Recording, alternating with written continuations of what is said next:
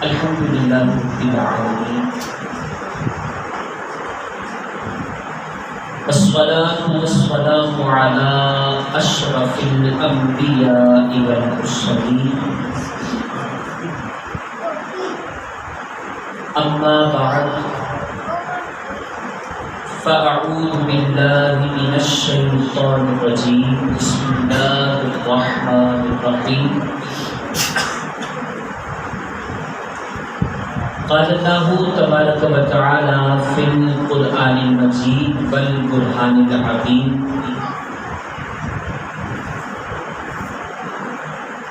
لقد جاءکم رسول من انفسکم عزیز علیہ ما عنتم حریص علیکم بالمؤمنین رؤوف رحیم صدق اللہ مولانا العظیم و صدق رسولہ النبی الکریم الامین۔ درود و سلام پڑھیے۔ الصلاۃ والسلام علیک یا رسول اللہ وعلی آلک و اصحابک یا حبیب اللہ۔ الصلاۃ والسلام علیک یا نبی اللہ وعلی آلک و اصحابک یا نور اللہ۔ اللہ پاک کے آخری نبی صلی اللہ علیہ وآلہ وسلم کا ارشاد پاک ہے، نیت المؤمن خیر من عملہ، مومن کی نیت مومن کے عمل سے بہتر ہوتی ہے۔ بسا اوقات پہاڑ جتنا عمل ہوتا ہے، بڑی محنت بڑی مشقت اس کے اندر ہوتی ہے، لیکن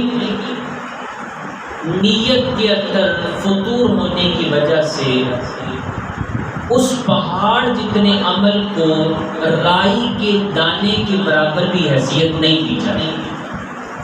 مطلب یہ ہے کہ برباد کر دیا جاتا ہے۔ اور بسا اوقات ایسے ہوتا ہے کہ رائی کے دانے کے برابر عمل ہوتا ہے، لیکن اس کے پیچھے نیت ستھری ہوتی ہے، نیت کمال کی ہوتی ہے، اللہ تعالیٰ اس رائی کے دانے کے برابر کیے گئے عمل کو بھی پہاڑ کی طرح بڑا بنا دے سکتا ہے۔ مثال کے طور پر دیکھیے، بندہ سخت سردی میں اٹھا، ٹھنڈا یخ پانی ہے، وضو کرتا ہے، آزاد ٹھنڈک جاتے ہیں، اس کے سخت سردی ہے، ہاتھ کو ہاتھ نظر نہیں آ رہا، اتنی دھند ہے، بندہ گھر سے چلتا ہے، مسجد کے اندر آتا ہے، نماز با جماعت پڑھتا ہے، لیکن اس کے دل کے اندر اس کی نیت میں یہ فطور آ جاتا ہے کہ یار لوگ مجھے کہیں کہ بڑا نیک بندہ ہے، یار بڑا پرہیزگار بندہ ہے۔ اب اس کے ذمے سے فرض تو اتر جائے گا، لیکن اس نے جو مشقت کی ہے، اس نے جو محنت کی ہے، اس کا اجر اس کو نہیں دیا جائے گا، اور اس کو یہ کہا جائے گا کہ بھی جن کے لیے تم نے عمل کیا ہے اس کا اجر بھی تم انہی سے مانگو۔ لیکن اس کے مقابلے میں ایک وہ بندہ ہے جو گھر سے باہر نہیں نکلتا، گھر سے باہر نہیں نکلتا، اتنی محنت اتنی مشقت نہیں کرتا، کامل طریقے سے وضو کرتا ہے، اپنے گھر پر ہی مصلی بچھاتا ہے اور 2 رکعت نفل نماز ادا کر لیتا ہے۔ اس کی نیت کے اندر اخلاص ہوتا ہے کہ یار میرا یہ عمل مخلوق میں کوئی کوئی دیکھے نہ، میرا یہ عمل صرف میرے اور میرے خالق کے درمیان رہے، اللہ تبارک و تعالیٰ اس کی 2 رکعتوں کو اس کے لیے پہاڑ جتنا بنا دے۔ تو اس آسان سی مثال سے آپ سمجھ گئے ہوں گے کہ نیت کا ہمارے عمل میں کتنا عمل دخل ہے۔ تو کوشش یہ کرنی چاہیے ہم جو بھی نیک کام کرنے لگے، چھوٹے سے چھوٹا ہو چاہے بڑے سے بڑا ہو، کچھ دیر کے لیے کچھ لمحے رک جائیں اور اپنے دل کے اندر اس کے بارے میں نیت کو سیدھا کر لیں کہ یار میں یہ کام کیوں کر رہا ہوں، اور اس کے اندر اتنا زیادہ ٹائم نہیں لگتا۔ بندہ سوچتا ہے یار مجھے تو پہلے 5 منٹ تو نیت کرنی پڑے گی اور پھر اس کے بعد میں یہ، نہیں، ایسا نہیں، بلکہ دل کے اندر آپ کے خیال گزرے گا کہ بھئی میں کیوں یہ کام کر رہا ہوں۔ اگر تو یہ آواز آئے کہ تو تیرا رب راضی ہو جائے، بغیر سوچے سمجھے اس کام کو کر دو، لیکن اگر دل کے اندر یہ خیال آ جائے کہ نہیں یار خالق تو راضی ہوگا، لیکن یہ ہے کہ مخلوق سے بھی تو کوئی بابا لینی ہے نا، تو فوراً سے پہلے اس کام سے رک جائیں، فوراً سے پہلے اس کام سے ٹھہر جائیں اور اپنی نیت کو سیدھا کر لیں۔ کوئی بھی نیک کام ہو، کوئی بھی جائز کام ہو، کوشش یہ کرنی چاہیے کہ اس کے اندر ہم اپنی نیت ضرور کیا کریں۔ تو یہ بھی الحمدللہ بڑی عظیم الشان محفل ہے، اس کے اندر بھی جو ہے نا وہ ہم سب کو کوشش یہ کرنی چاہیے۔ امید ہے قاری صاحب نے آپ کو نیتیں کروا دی ہوں گی، تو میں بھی انشاءاللہ تعالیٰ کچھ آپ کو نیتیں کرواتا ہوں، انشاءاللہ اللہ مجھے بھی نیت کرنے کی توفیق دے دے گا۔ آپ سب نے قلب و دماغ کو حاضر رکھتے ہوئے انشاءاللہ کا لفظ کہنا ہے، اللہ کو راضی کرنے کے لیے اس کے محبوب کی محفل میں شرکت کریں، یہاں سے جو سیکھیں گے اس پر خود بھی عمل کریں گے اور اسے دوسروں کو بھی بتانے کی کوشش کریں گے، یہاں سے انشاءاللہ تعالیٰ جو سیکھیں گے اس کو اپنے گھر والوں کو بھی بتانے کی کوشش کریں گے انشاءاللہ تعالیٰ۔ اللہ تعالیٰ ہم سب کا یہاں پر بیٹھنا اپنے پاک اور بلند بارگاہ میں قبول فرمائے۔ قرآن مجید میں 12-11 سورہ توبہ کی آیت نمبر 138 آپ کے سامنے تلاوت کی ہے، بلکہ 128 اللہ سبحانہ و تعالی ارشاد فرماتا ہے لَقَدْ جَاءَكُمْ رَسُولٌ مِّنْ أَنفُسِكُمْ، تحقیق تمہارے پاس تمہیں میں سے ایک رسول آیا، تمہارے پاس تمہیں میں سے ایک رسول آیا، عزیز علیہ ما عنتم حریص، تمہیں ذرا سی تکلیف پہنچے اس کو یہ گوارا نہیں ہوا، تمہاری بھلائی کے بہت زیادہ چاہنے والے ہیں، علیکم بالمؤمنین رؤوف الرحیم، مومنین پر بہت زیادہ رحم و کرم فرمانے والے ہیں۔ آیت مبارکہ ہمیں کیا سکھاتی ہے؟ آیت مبارکہ ہمیں یہ بتاتی ہے کہ جو ہمارے رسول ہیں وہ ہمارے سب سے بڑے محسن ہیں، ہم پر سب سے زیادہ احسان کرنے والے ہمارے رسول پاک صلی اللہ علیہ وسلم، اور اللہ تبارک و تعالیٰ نے قرآن مجید میں ایک دوسرے مقام پر ارشاد فرمایا کہ محبوب اللہ تعالیٰ نے تم پر خاص رحمت فرمائی کہ تم ان لوگوں کے لیے نرم دل ہو گئے۔ مطلب یہ ہے کہ محبوب کریم صلی اللہ علیہ وآلہ وسلم کی نرم دلی پر اللہ تبارک و تعالیٰ ارشاد فرما رہا ہے کہ یہ تمہارے اوپر تمہارے رب کا خاص رحم و کرم ہے۔ آج کی گفتگو کے اندر انشاءاللہ تعالیٰ میں مختصراً نبی پاک صلی اللہ علیہ وسلم کے احسانات کو جو کہ ہم پر کیے گئے اس کے حوالے سے انشاءاللہ تعالیٰ گفتگو کرنے کی کوشش کروں گا۔ آپ سب توجہ کے ساتھ سنیں گے گفتگو پوری توجہ کے ساتھ۔ آپ میں سے کس کس کو پتہ ہے کہ کل میں آپ کی خدمت میں حاضر ہوا تھا؟ کس کس کو پتہ ہے؟ ماشاءاللہ کافی لوگوں سے پتہ ہے، اور میرا خیال ہے جن کو نہیں پتہ وہ کل کی مجلس میں حاضر ہی نہیں ہے۔ تو ایک چھوٹا سا سوال میں کل کے مجلس کے حوالے سے آپ سے کروں گا، یاد بھی رکھتے ہیں کہ نہیں رکھتے؟ کل میں نے یہ عرض کیا تھا کہ اللہ پاک نے نبی پاک علیہ الصلوۃ والسلام کی امت کو یعنی کہ ہم لوگوں کو سب سے بہترین امت قرار دیا ہے۔ اس کی کیا وجہ ہے؟ جی کل میں نے عرض کیا تھا، ہمیں پتہ ہے نا کہ ہم ساری امتوں میں افضل امت ہے، بہترین امت ہے. اس کی ریزن کیا ہے؟ قرآن پاک کی روشنی میں ہم نے عرض کرنے کی کوشش کی. جی جس کو معلوم ہے وہ ماشاء اللہ آخر والے. اور کون ہے؟ آپ بھی ہیں ماشاء اللہ. جی ماشاء اللہ مرحبا. اور کون ہے جی؟ بس 4 افراد ہیں. کافی سارے لوگ کل کی مجلس میں موجود تھے. چلیے آپ بتائیے وہ پینٹ والے ہمارے جو بھائی. جی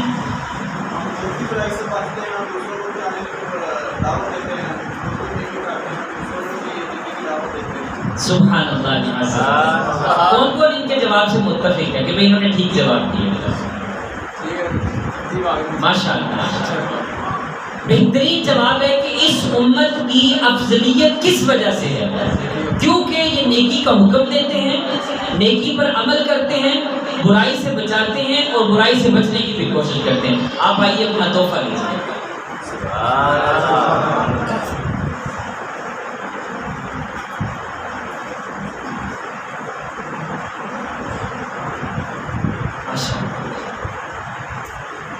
سبحان اللہ سبحان اللہ.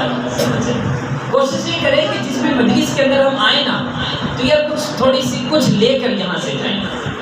بس اوقات ایسے ہوتا ہے کہ بندہ کانوں کی لذت کے لیے گفتگو سنتا ہے، یار یہ بندہ بیان بڑا اچھا کرتا ہے، تو جب ہم یہ نظریہ لے کر آئیں گے نا کہ یار یہ بندہ بیان بڑا اچھا کرتا ہے، ٹھیک ہے اچھی سوچ ہے، لیکن یہ ہے کہ یار اس بندے کے بیان سے ہمیں سیکھنے کو بہت کچھ ملتا ہے، ہم یاد بھی بہت کرتے ہیں. تو یہ جو چیز ہے نا انشاءاللہ تعالی اللہ کی رحمت سے ہمیں عمل کی طرف راغب کرنے کی کوشش کریں گے. نبی پاک صلی اللہ علیہ وآلہ وسلم امت کے سب سے بڑے محسن. کائنات کے اندر جتنا بڑا محسن اللہ نے امت کا نبی پاک علیہ السلام کو بنا کر بھیجا ہے نا، کائنات کے اندر ان سے بڑا محسن کوئی اور ہے ہی نہیں. اور میرے آقا صلی اللہ علیہ وسلم کی ذات گرامی تو ایسی ہے، میں آپ کو ایک حدیث مبارکہ سناتا ہوں، یقین کیجیے آپ کو بڑا لطف آئے گا. اور تفسیر کبیر کے اندر اس حدیث مبارکہ کو بیان کیا گیا. آپ نے کوشش یہ کرنی ہے گفتگو کو توجہ کے ساتھ سننا ہے. آخر میں انشاءاللہ میں مزید کچھ سوال کروں گا اسی گفتگو میں، تو پوری توجہ کے ساتھ بیٹھیے گا، انشاءاللہ آپ کو بھی تحفہ دیا جائے گا انشاءاللہ سے بچا. تو نبی پاک صلی اللہ علیہ وسلم کی سب سے بڑی شفقت امت پر کس وقت ہوئی؟ نبی پاک علیہ السلام کے وصال ظاہری کا وقت قریب آیا. حضرت ملک الموت اسرائیل علیہ السلام نبی پاک علیہ السلام کی خدمت اقدس میں حاضر ہوئے. نبی پاک علیہ السلام نے ارشاد فرمایا، کیا مقصد لے کر آئے؟ میری زیارت کرنے کے لیے آئے ہو یا کہ میری روح قبض کرنے کے لیے آئے ہو؟ ملک الموت اسرائیل علیہ السلام نے عرض کیا، یا رسول اللہ صلی اللہ علیہ وسلم جئتک کا زائرا وقابلا. حضور آپ کی بارگاہ میں آنے کا سب سے پہلا مقصد تو آپ کی زیارت ہے. آپ اجازت دیں گے اللہ پاک کی بارگاہ میں آپ کی روح کو لے کر پہنچ جاؤں. نبی پاک علیہ السلام نے ارشاد فرمایا، این خلفت حبیبی جبرائیل، میرے دوست جبرائیل کو کہاں چھوڑا ہے؟ وہ نظر نہیں آ رہا. جبرائیل امین علیہ السلام نہیں آئے. اس کی کیا وجہ ہے؟ اب یہ گفتگو جو ہے نا وہ آقا اور خادم کے درمیان جاری تھی، کیونکہ آپ کو پتہ ہے کائنات کا ذرہ ذرہ میرے آقا عالم علیہ السلام کا خدمت گزار ہے. تو سارے کے سارے فرشتے میرے آقا صلی اللہ علیہ وسلم کی خدمت گزار ہیں. یہ بات یاد رکھیے گا.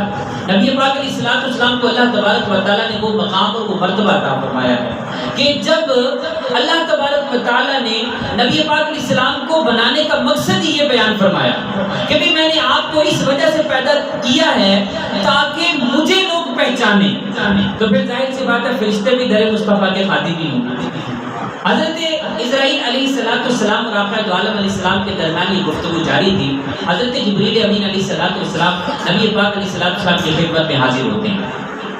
نبی پاک علیہ السلام ارشاد فرماتے ہیں، جبرائیل یہ فرشتہ ہے، ملک الموت ہیں، یہ مجھے دنیا سے لے کر جانے کے لیے آئے ہیں. بشر انی مالی عند اللہ، مجھے یہ بتائیے، مجھے یہ خوشخبری دیجیے کہ میرے رب کے پاس میرے لیے کیا مقام و مرتبہ، کیا اللہ تبارک و تعالیٰ نے میرے لیے تیار کیا ہوا ہے، مجھے اس کے بارے میں خوشخبری دیجیے۔ اللہ اکبر۔ جبریل امین علیہ السلام نے عرض کیا، یا رسول اللہ ابشرک یا رسول اللہ ان ابواب الجنان قد فتحت والملائکہ صفوفا بتحیۃ لقدوم روحک یا محمد۔ یا رسول اللہ صلی اللہ علیہ وآلہ وسلم، میں جب آسمان سے نیچے آپ کی خدمت میں حاضر ہوا، جنت کے دروازے اللہ تعالیٰ نے کھول دیے۔ قد فتحت ابواب الجنان، کہ جنت کے دروازے کھول دیے گئے۔ والملائکہ، یا رسول اللہ صلی اللہ علیہ وسلم، اللہ تعالیٰ نے آپ کے روح کے استقبال کے لیے فرشتوں کو صف در صف سلامی دینے کے لیے کھڑا کر دیا۔ نبی پاک علیہ السلام نے دوبارہ ارشاد فرمایا، اے جبرائیل نہیں، کچھ اور بتاؤ، کچھ اور میرے رب کی بارگاہ میں میرے لیے کیا تیار کیا ہوا ہے وہ بھی بتاؤ۔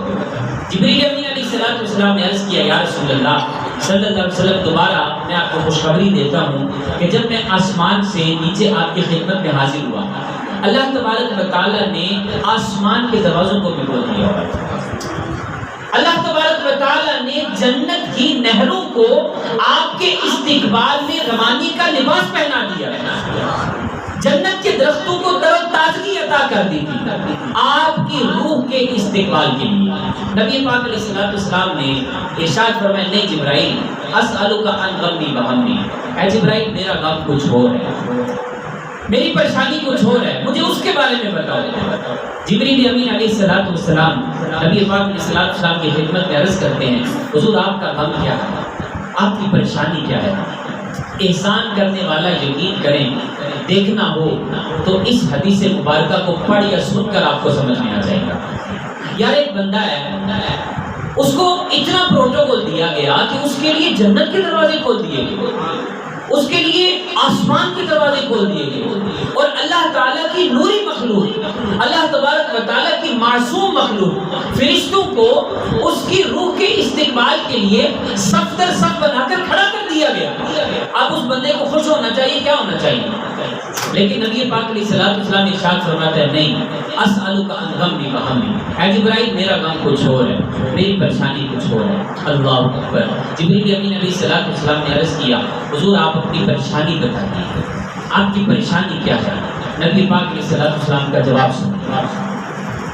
نبی پاک علیہ السلام نے ارشاد فرمایا، اے جبرائیل میں تو دنیا سے چلا جاؤں گا، یہ بتاؤ کہ میرے بعد میری امت کے نمازیوں کا حال پوچھنے والا کون ہے؟ اے جبرائیل میں تو دنیا سے چلا جاؤں گا، یہ بتاؤ کہ جو رمضان کے روزے رکھنے والے ہوں گے ان کا حال حوال کون پوچھنے والا ہوگا؟ اے جبرائیل میں تو دنیا سے چلا جاؤں گا، یہ مجھے بتاؤ کہ جو بیت اللہ کا حج کرنے والے ہوں گے ان کا حال حوال پوچھنے والا کون ہے؟ اللہ اکبر۔ نبی پاک کا غم دیکھیے، نبی پاک کی پریشانی دیکھیے۔ اللہ اکبر۔ جبریل امین علیہ السلام نے عرض کیا، یا رسول اللہ صلی اللہ علیہ وسلم آپ کی پریشانی یہ ہے، تو آج میں وہی اعلان کرتا ہوں جو معراج کی شب دہرایا تھا۔ نبی پاک علیہ السلام نے ارشاد فرمایا، ہاں وہ اعلان کرو۔ جبریل امین علیہ السلام کا اعلان سنیے اور پھر میرے آقا عالم علیہ السلام کے خوشی کے اظہار کو دیکھیے۔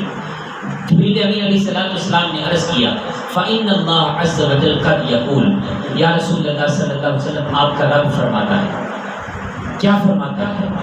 آپ کا رب فرماتا ہے، یا محمد قد حرمت الجنہ علی جمیع الانبیاء والامم حتی نداخلها انت وامتک یا محمد۔ اے محمد صلی اللہ علیہ وسلم، میں نے سارے نبیوں پر، ساری امتوں پر جنت کو حرام کر دیا ہے جب تک آپ اور آپ کی امت کو جنت میں داخلہ نصیب نہیں۔ نبی پاک علیہ السلام نے ارشاد فرمایا، الآن طابت نفسی، ہاں جبرائیل اب میرے دل کو ٹھنڈک پہنچی، اے جبرائیل اب میرے دل کو خوشی پہنچی ہے۔ اب یہاں پہ نبی پاک کی محبت کا اندازہ کیجیے، اور ہم کتنی نبی پاک سے محبت کرتے ہیں، ان احسانات کا بدلہ ہم کتنا چکاتے ہیں، ہم اس پر بھی غور کریں۔ قرآن مجید کے اندر اللہ پاک نے فرمایا نا، هل جزاء الاحسان الا الاحسان، احسان کا بدلہ تو احسان ہوتا ہے۔ اب احسان کا بدلہ تو یہ نہیں ہوتا نا کہ میں جو ہے نا وہ آدھی رات تک اپنے گھر میں گانے چلائے رکھوں، آدھی رات تک ٹی وی پر فلمیں ڈرامے دیکھتے ہوئے گزار دوں، اور پھر صبح اٹھ کے میں یہ بھی کہوں کہ میں سب سے بڑا عاشق رسول ہوں۔ احسان کا بدلہ ایسے تو نہیں ہوگا۔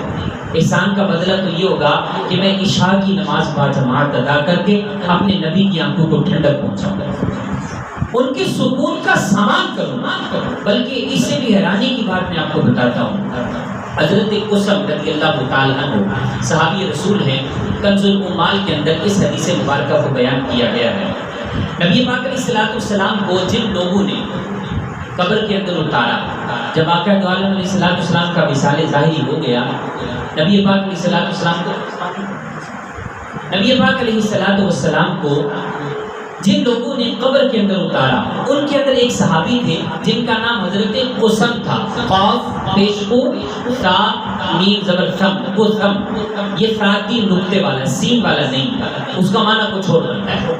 قسم رضی اللہ تعالی عنہ یہ کہتے ہیں نبی پاک علیہ السلام کو جن لوگوں نے قبر میں اتارا، ان کے اندر میں بھی شامل تھا۔ میں کیا دیکھتا ہوں، نبی پاک صلی اللہ علیہ وسلم کو قبر مبارک کے اندر اتارا گیا، نبی پاک علیہ السلام کے چہرے مبارکہ پر کفن ہے، لیکن اس وقت بھی ہونٹ ہل رہے ہیں۔ بات سمجھ میں آئی ہے کیا بات کی ہے میں نے؟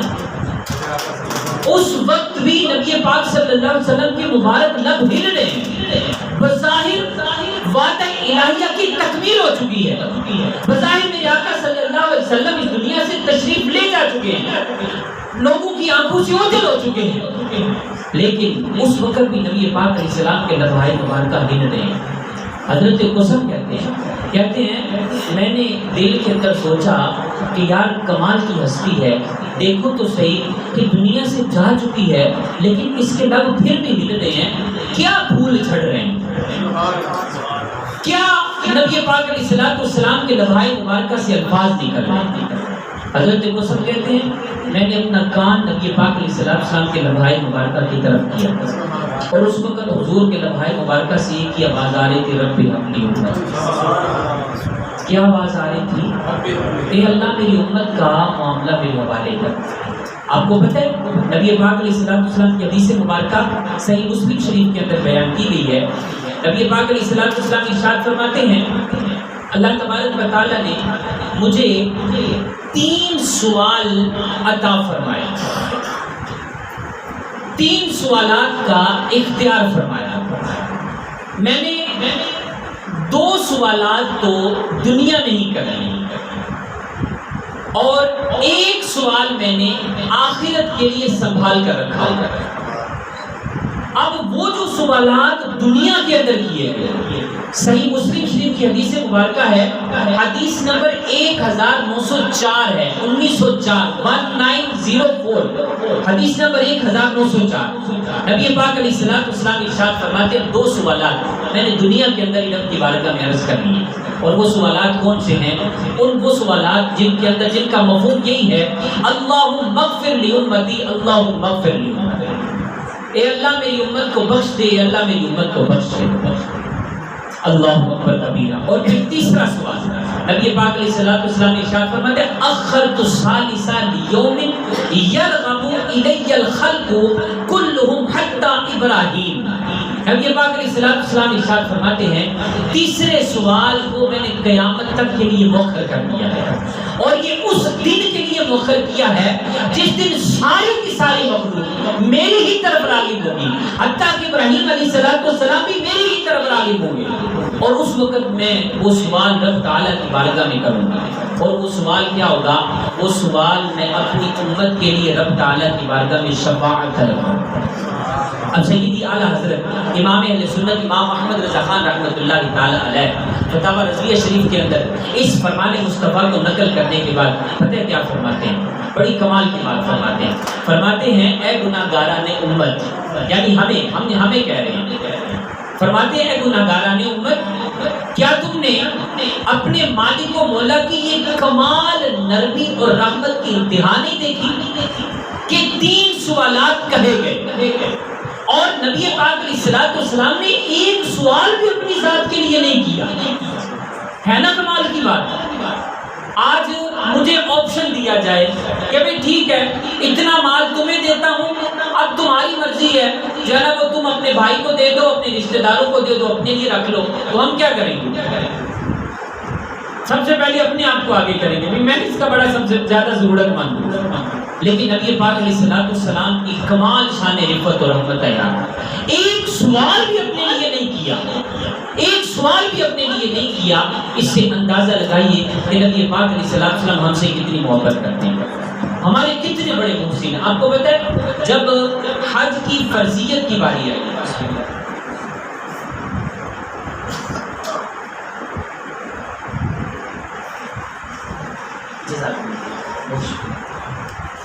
جب حج فرض کرنے کی باری آئی نا، نبی پاک علیہ السلام نے اپنے صحابہ کرام کو ارشاد فرمایا کہ اللہ تعالیٰ نے تم پر حج کو فرض کر دیا۔ ایک صحابی تھے حضرت اقرع بن حابس رضی اللہ تعالیٰ کھڑے ہوئے، عرض کیا یا رسول اللہ صلی اللہ علیہ وسلم کیا ہر سال حج فرض کر دیا گیا؟ کیا ہر سال حج فرض کر دیا گیا؟ نبی پاک علیہ السلام نے ان کے سوال کا کوئی جواب نہ دیا، انہوں نے پھر سوال دہرایا کیا ہر سال حج فرض کیا گیا؟ نبی پاک علیہ السلام نے پھر جواب نہ دیا، تیسری دفعہ حتی قالہا ثلاثہ، یہاں تک کہ اقرع بن حابس نے اس جملے کو 3 دفعہ دہرایا۔ نبی پاک علیہ السلام نے ارشاد فرمایا اے اقرع بیٹھ جاؤ، اگر میں ہاں کہہ دیتا تو پھر یہ حج ہر سال تم پر فرض کر دیا۔ اب علماء جو محدثین ہیں، جو جو ہے نا وہ عاشقان رسول محدثین ہیں، جن کے اندر عشق رسول کی شمع کوٹ کوٹ کے بھری ہوئی ہے، وہ اس حدیث کی تشریح کرتے ہیں، وہ اس حدیث پاک کا مطلب بیان کرتے ہیں اور یہ نقطہ بیان کرتے ہیں، یہ بات بیان کرتے ہیں کہ یار دیکھو کیسی نبی پاک علیہ السلام کی محبت ہے۔ وہ بندہ سوال کر رہا ہے، وہ بندہ یہ عرض کر رہا ہے کہ کیا ہر سال حج فرض؟ نبی پاک علیہ السلام کے کان مبارک سن رہے ہیں لیکن پھر بھی جواب نہیں دے رہے، کیونکہ میرے آقا کو پتا تھا کہ میری امت کے اندر لوگ ایسے ہوں گے جو ہر سال حج نہیں کر سکیں۔ میرے آقا دو عالم علیہ السلام نے جو ہے نا وہ جواب نہ ارشاد فرمایا، اور اس کی ریزن کیا ہے؟ اس کی ریزن یہ ہے کہ میرے آقا صلی اللہ علیہ وسلم اپنی امت سے اتنی محبت کرتے ہیں، میرے آقا دو عالم صلی اللہ علیہ وسلم اپنی امت کو اتنا چاہتے ہیں، اتنا پیار کرتے ہیں۔ میرے آقا دو عالم علیہ السلام اپنی امت کے ساتھ، اب امت کتنا نبی پاک علیہ السلام سے محبت کرتے ہیں۔ ابھی میرے آقا دو عالم علیہ السلام کا برتھ ڈے آ رہا ہے، یوم پیدائش میلاد شریف آ رہا ہے۔ اب کتنی حیرانی کی بات ہے یار کہ اللہ تبارک و تعالی عالم ارواح کے اندر جب دنیا کو بھی پیدا نہیں کیا گیا تھا، اس وقت نبی پاک علیہ السلام کی آمد کے چرچے فرما رہا ہے، اور آج کا عقل مند بندہ کہہ رہا ہے دلیل کہاں لکھی ہوئی ہے؟ یہ کہاں سے ثابت ہے؟ آج کا امتی کلمہ گو نبی پاک علیہ السلام سے محبت کا دعویٰ کرنے والا یہ سوال کر رہا ہے کہ جناب یہ کہاں سے ثابت ہے؟ آئیے میں آپ کو قرآن مجید پڑھ کر سناتا ہوں، اور اس حوالے کو آپ نے یاد رکھ لینا۔ قرآن مجید کے اندر پارہ 3 ہے اور سورہ آل عمران ہے۔ اللہ تبارک و تعالی ارشاد فرما رہا ہے، آیت مبارکہ ہے، اور اگر کوئی بندہ اس طرح کی بات کرتا ہے نا تو ہم اس بندے کو یہ بتائیں کہ بھئی یہ آیت ہے، اس کا ترجمہ آپ کریے۔ ہم نہیں کرتے، ہو سکتا ہے آپ کا یہ ترجمہ غلط ہو گیا، اس کا ترجمہ آپ کر دیجیے۔ کیا ترجمہ ہے اس کا؟ اصل میں بیسیکلی بات پتہ کیا ہے؟ جو لوگ اس طرح کی کویسچن کرتے ہیں، اس طرح کے سوالات کرتے ہیں، دراصل ان کو میلاد کو ڈیفائن کرنا نہیں آتا۔ میلاد کی ڈیفینیشن کیا ہے، اس کی تعریف کیا ہے، یہ پتہ نہیں ہے۔ وہ سمجھتے ہیں یہ جھنڈیاں لگا دی، یہ جو ہے نا وہ لائٹیں لگا دی اور جھنڈے لے لیے اور یہی میلاد ہے۔ نہیں، یہ میلاد صرف اور صرف اس کو نہیں کہتے، بلکہ اصل میلاد کیا ہے؟ اصل میلاد یہ ہے کہ نبی پاک علیہ السلام کی یاد میں محفل سجائی جائے اور نبی پاک علیہ السلام کے ذکر، ان کا ذکر خیر کیا جائے، آپ کی سیرت کو بیان کیا جائے، آپ کے احوال کو بیان کیا جائے، اور اس کے لیے اتنا بڑا مجمع ہونا یہ ضروری نہیں ہے۔ جب یہ بات سمجھ میں آ جائے گی نا تو انشاءاللہ تعالیٰ امید ہے سارے وسوسے جڑ سے کٹ جائیں گے۔ تو میں عرض کرنے لگا تھا سورہ آل عمران ہے، اللہ تبارک و تعالیٰ ارشاد فرماتا ہے، آیت نمبر 81 اور 82 ہے۔ اللہ پاک ارشاد فرماتا ہے پارہ کون سا ہے جی؟ سارے بولیے کون سا پارہ ہے؟ سارے بولیے کون سا پارہ ہے؟ اور سورت کا نام کیا ہے؟ سورت کا نام کیا ہے؟ اور آیت نمبر کون سی ہے؟ 81 and 82، 81 اور 82۔ اللہ پاک فرماتا ہے وَإِذْ أَخَذَ اللَّهُ مِيثَاقَ النَّبِيِّينَ لَمَا آتَيْتُكُم مِّنَ الْكِتَابِ وَحِكْمَةٍ، جب اللہ نے نبیوں سے وعدہ لیا کس چیز کا؟ لما آتیتکم، کہ میں تمہیں دوں گا من کتاب، کتاب، و حکمہ اور حکمت، ثم جاءکم رسول، پھر کیا کروں گا؟ پھر تمہارے پاس ایک رسول آئے گا، پھر تمہارے پاس ایک رسول آئے گا مصدق لما معکم، تمہیں جو دیا گیا ہے اس کی وہ تصدیق کرنے والا ہوگا۔ لَتُؤْمِنُنَّ بِهِ وَلَتَنْصُرُنَّ، اب تم نے کیا کرنا ہے؟ میں نے تمہیں کتاب دی، میں نے تمہیں حکمت سکھائی، تمہارے پاس ایک رسول بھیجا جو کہ اس چیز کی تصدیق کرنے والا ہے کہ جو تمہیں دے کر بھیجی گئی، اب تمہیں کیا کرنا ہے؟ اس محفل کے سامعین کون ہے؟ اللہ کے نبی کون ہے جی؟ اللہ کے انبیاء اس محفل کو اور اس کے اندر جو خطبہ ارشاد فرما رہا ہے وہ رب تعالیٰ کی ذات گرامی ہے۔ اس آیت مبارکہ کے اندر جو ہے نا وہ بیان فرما رہا ہے وہ اللہ تعالیٰ کی ذات گرامی ہے۔ پھر ارشاد فرمایا اب تمہیں کیا کرنا ہے؟ لَتُؤْمِنُنَّ بِهِ وَلَتَنْصُرُنَّ، تم نے اس نبی پر ایمان لے کر آنا اور تم نے اس نبی کی مدد بھی کرنی ہے۔ آپ میں سے اگر کوئی عربی لغت جانتا ہے تو یہ جو دو لفظ ہیں لَتُؤْمِنُنَّ بِهِ وَلَتَنْصُرُنَّ، اس کے اندر دو دفعہ بات کو پکا کیا گیا ہے۔ لَتُؤْمِنُنَّ ایک لام تاکید شروع میں لگایا گیا اور ایک آخر میں نون تاکید لگایا گیا اور بات کو پکا کیا گیا کہ بھئی تم نے ان پر ایمان بھی لے کر آنا ہے اور ان کی مدد اور نصرت بھی کرنی ہے۔ اور پھر آگے ارشاد فرمایا قال، اللہ تعالیٰ فرماتا ہے آگے پھر وعدہ بھی لیا اَأَقْرَرْتُمْ وَأَخَذْتُمْ عَلَى ذَلِكُمْ مِصْرِي، کیا تم اس پر میرا بھاری ذمہ لیتے ہو؟ کیا تم اقرار کرتے ہو؟ اللہ اکبر، قالوا اقررنا، سارے کے سارے انبیاء کرام علیہ الرضوان نے علیہ السلام نے اللہ پاک کی بارگاہ میں عرض کیا ہاں مالک و مولا ہم اس بات کا اقرار کرتے ہیں۔ قال فاشهدوا، پھر اللہ پاک ارشاد فرماتا ہے فاشهدوا، تم اس پر گواہ بن جاؤ، تم اس پر گواہ بن جاؤ، وانا معکم من الشاہدین، اور میں بھی تمہارے ساتھ اس بات پر گواہ بن جاتا ہوں۔ اب یہ میلاد ہے اور یہ کب منایا گیا؟ ابھی دنیا بھی نہیں بنی تھی، نبی پاک علیہ السلام کے تو یار اس وقت کے چرچے ہیں، اور آج اگر کوئی امتی نبی پاک علیہ السلام کی آمد کی خوشی کے اندر جناب وہ میلاد کی محفل سجا لیتا ہے تو اس پر سوال کیوں کیا جاتا ہے؟ یہ کوئی انصاف کی بات تو نہیں ہے نا یار۔ اور پھر اس کے اندر میں ایک وسوسہ اور بھی دلایا جاتا ہے، یہ نبی پاک علیہ السلام کے احسانات کا بدلہ نہیں ہے۔ نبی پاک علیہ السلام کی محبت کی بات آئے اور پھر قرآن میں رد فرما رہا ہے اور امتی کہے کہ بھی مجھے دلیل کی ضرورت ہے، یہ احسان کا بدلہ ہے؟ نہیں، یہ احسان کا بدلہ نہیں ہے، بلکہ احسان کا بدلہ کیا ہے؟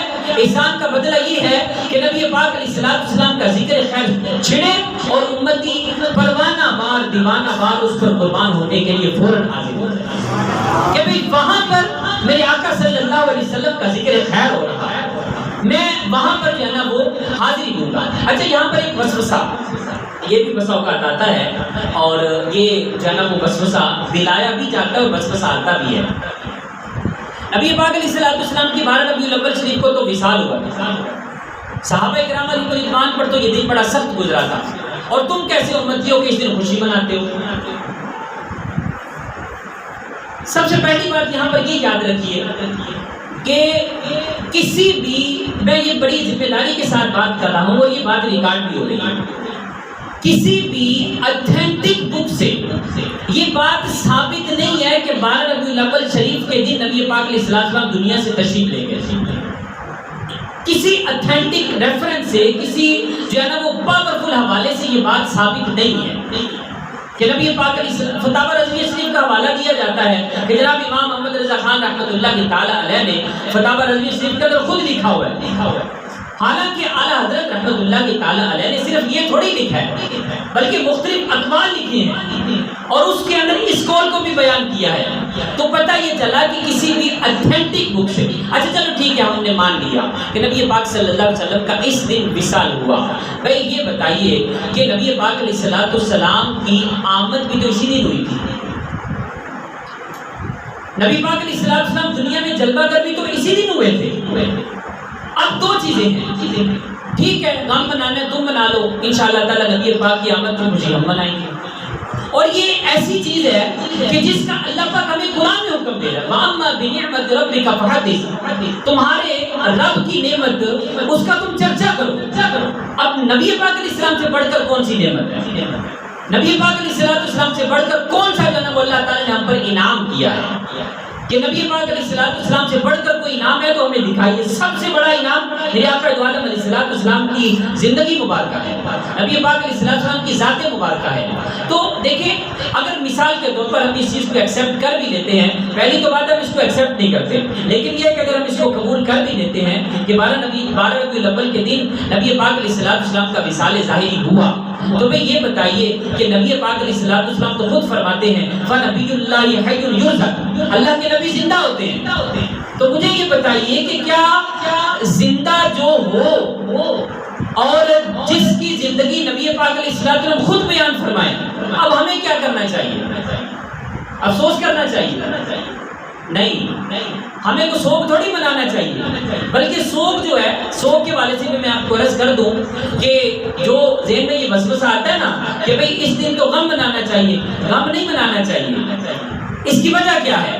اس کی وجہ یہ ہے کہ اگر کوئی بندہ انتقال کر جائے، اس دنیا سے چلا جائے، تو صرف اور صرف بیوی کو اجازت ہوتی ہے کہ وہ 4 مہینے 10 دن تک اس کا سوگ کر سکتی ہے، لیکن اس کے علاوہ کوئی رشتہ دار ہے اس کو 3 دن سے زیادہ سوگ کرنے کی اجازت نہیں ہے۔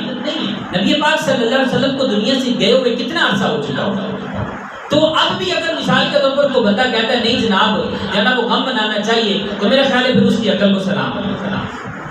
تو عقلی نقلی دلیل سے یہ بات ثابت ہوتی ہے، یہ بات واضح ہوتی ہے کہ نبی پاک علیہ السلام کا اگر کوئی اس دن میلاد مناتا ہے، نبی پاک علیہ السلام کی آمد میں خوشی مناتا ہے، تو اس پر کوئی بھی قدر نہیں لگایا جاتا، کوئی بھی اس پر سوال نہیں اٹھایا جا سکتا، اور جو سوالات اٹھاتے ہیں ان کی زندگی پر بڑے سوالات اٹھتے ہیں، لیکن ان کے جوابات کی طرف وہ کبھی نہیں جائیں گے، لیکن یہ ہے کہ اس کے جواب کو ڈھونڈنے کی کوشش کریں گے، اور اس طرح میلاد النبی صلی اللہ علیہ وسلم کو جو ہے نا وہ امت کے درمیان ایک اختلافی مسئلہ بتانا شروع کریں گے، حالانکہ یہ کوئی اختلافی مسئلہ نہیں ہے، یہ بات یاد رکھیے گا، یہ میلاد مصطفیٰ کرنا یہ کوئی اختلافی مسئلہ نہیں ہے، اختلافی مسئلہ ہم نے بنا لیا ہے، کیونکہ میلاد شریف تو اللہ تبارک و تعالیٰ خود بیان فرما رہا ہے، نبی پاک علیہ السلام کی آمد کے تذکرے اللہ تعالیٰ خود فرما رہا ہے، اور یہی تو میلاد شریف کے اندر ہوتا ہے۔ اس کا کیا مطلب ہوا؟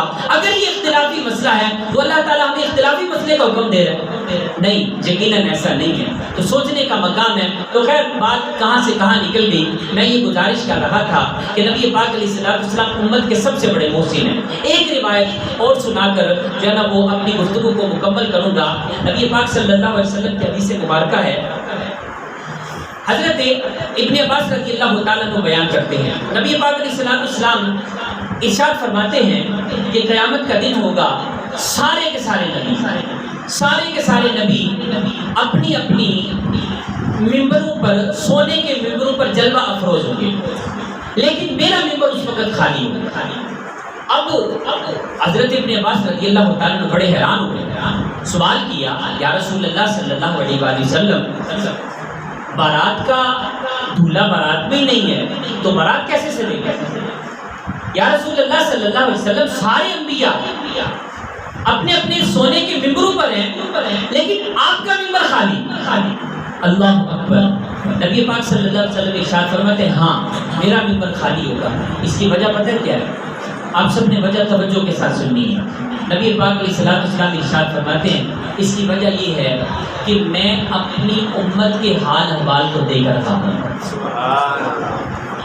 کہیں ایسا نہ ہو کہ اللہ تعالیٰ مجھے تو جنت میں جانے کا حکم دے دے اور میرے جانے کے بعد میرا امتی پریشانی کی حالت میں مارا پھرتا رہے۔ حضرت آقا دو عالم علیہ السلام ارشاد فرماتے ہیں میں اللہ تعالیٰ کی بارگاہ میں اس وقت ہاتھ اٹھا کر یہ دعا کر رہا ہوں گا اللہم عجل حسابہم اللہم عجل حسابہم، اے اللہ تو ان کا حساب جلدی ان کا حساب جلدی لے لو۔ مجھے یہ بتائیے یار کائنات کے اندر کوئی ایسی ہستی ہے جو ہم سے اتنی نوکر کرے؟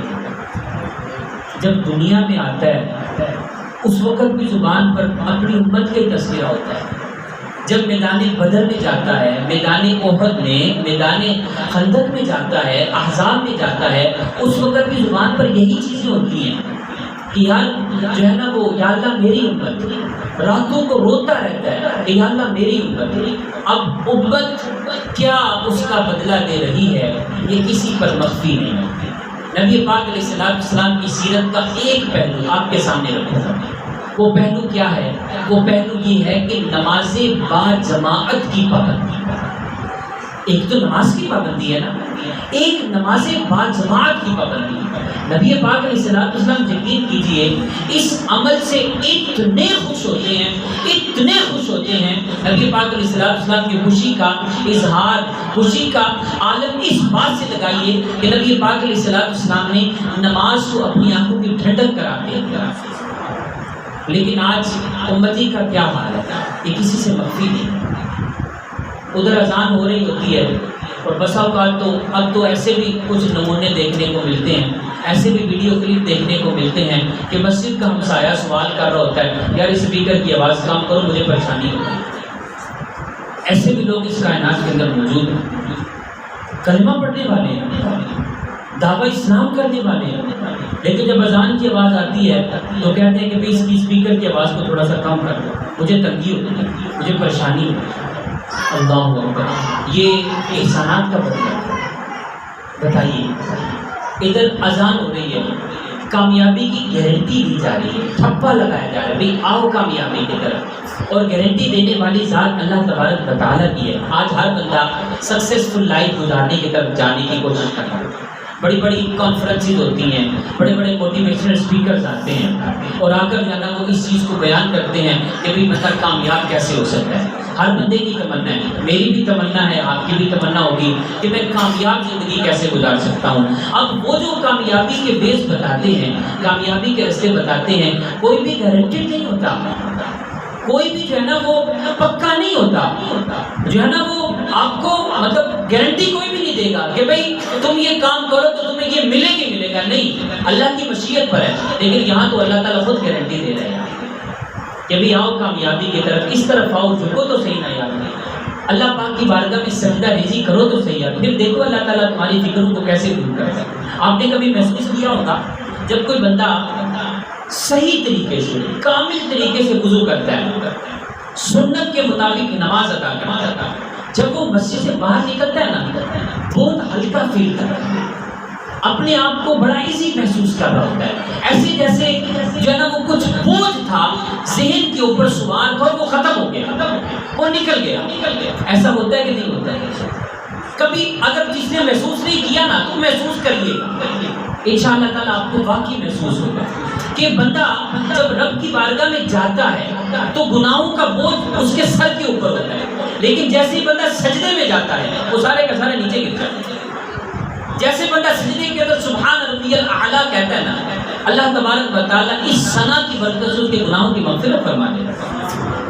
اور یاد رکھیے گا بندہ جب با جماعت نماز ادا کرتا ہے، اللہ تبارک و تعالیٰ، امام غزالی نے یہ بات لکھی ہے احیاء العلوم کے اندر، اللہ تبارک و تعالیٰ لاکھوں لاکھ فرشتوں کے سامنے اس بندے پر فخر فرماتا ہے۔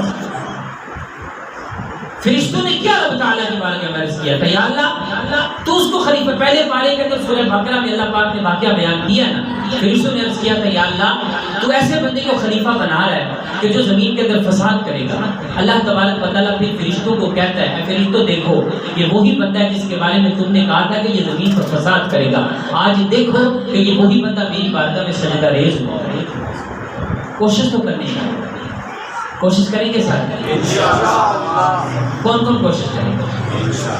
کیا کس کام کی کوشش کریں گے؟ نماز تو ادا کرنی ہے ڈیفینیٹلی، اس میں تو کوئی دو رائے نہیں، یہ تو ادا کرنی ہے، لیکن ساتھ میں عقل مند بندہ وہاں انویسٹمنٹ کرتا ہے جہاں پر اس کو پروفٹ زیادہ ہوتا ہے۔ ایسے ہی مثال کے طور پر آپ کو کوئی بندہ کہے کہ یہ دروازے کے پاس آپ جائیں گے نا آپ کو 5 روپے ملیں گے، لیکن وہ دیوار کے ساتھ لگیں گے نا تو آپ کو 27 گنا بڑھا کر اجر دیا جائے گا، تو بندہ کیا کرے گا؟ عقل مند کیا کرے گا؟ وہ کہے گا یار 2 قدم تو چلنے چلو دیوار کے پاس چلے گا۔ ایسے ہی ہے، تو پتہ چلا کہ جو عقل مند ہوتا ہے وہ وہاں انویسٹمنٹ کرتا ہے جہاں اس کو پروفٹ زیادہ ملتا ہے، جہاں اس کو فائدہ زیادہ ملتا ہے۔ اب باجماعت اکیلے نماز پڑھیں گے، نماز تو ہو جائے گی اگر شرائط و ضوابط کا خیال رکھتے ہوئے پڑھیں گے تو، لیکن جب مسجد میں جا کر پڑھیں گے تو اس کا ثواب 27 گنا بڑھا دیا جائے گا، 27 گنا بڑھا دیا جائے گا۔ آپ نے نماز ایک پڑھی ہے، اچھا پھر دوسرا یہ ہے کہ قاری صاحب کو دعوت دے کے لے گئے، ان کو لے گئے، ان کو لے گئے، 3-4 بندے ساتھ لے کر گئے، اب ان کی نمازوں کا ثواب بھی مجھے دیا جائے۔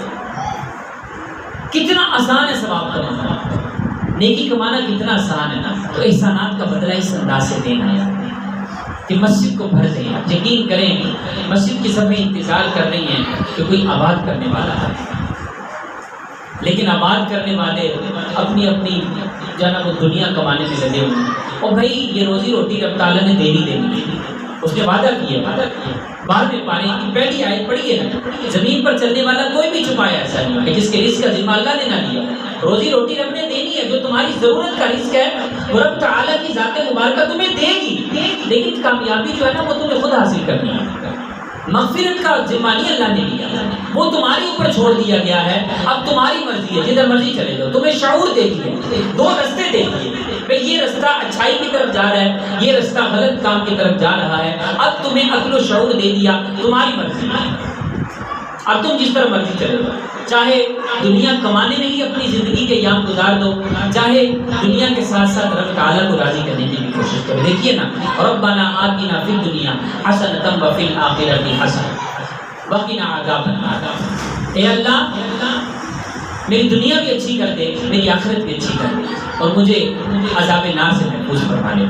یہ اسلام جو ہے نا یہ دین عیسائیت کی طرح نہیں ہے کہ بھی رہبانیت اختیار کرو سب کو چھوڑ چھاڑ دو، نہیں ایسا نہیں۔ دین اسلام کیا کہتا ہے؟ کہتا ہے دنیا کے اندر تمہیں رہنا ہے تو دنیا بھی کماؤ، ضرورت ہے، مہنگائی ہے، دنیا بھی کماؤ، لیکن اس کے کمانے میں رب تعالیٰ کو نہ بھولو۔